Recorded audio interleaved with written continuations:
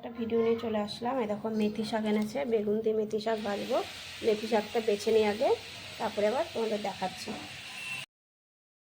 এরকম বন্ধুরা শাকটা কাটা হয়ে গেছে, শাকটা ভালো করে ধুয়ে নিয়েছি। আর দেখো বেগুন কেটে বেগুনটা ভাজা বসিয়ে দিয়েছি।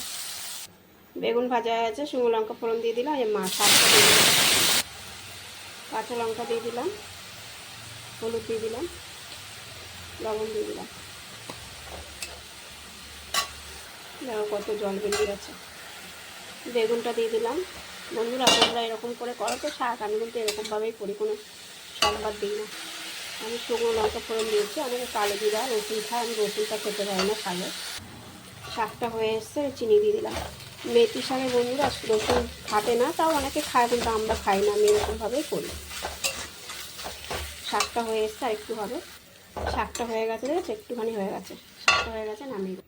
এই দেখো বন্ধুরা শাকটা হয়ে গেছে। তোমার দাদা হয়তো বাড়ি থাকে না, বাইরে থাকে, খেতে পারে না, তা আজকে মনে পেয়েছে। এখনই তো ওই শাকটা উঠবে, তাই নিয়ে এসে করে দিলাম। তা কেমন লাগলো শাকের ভিডিওটা অবশ্যই জানাবে। খুব টেস্টি হয়েছে, তোমরা কিন্তু অবশ্যই বানিয়ে খেয়ে দেখবে। আর কেমন লাগলো অবশ্যই কমেন্ট বক্সে জানাবে।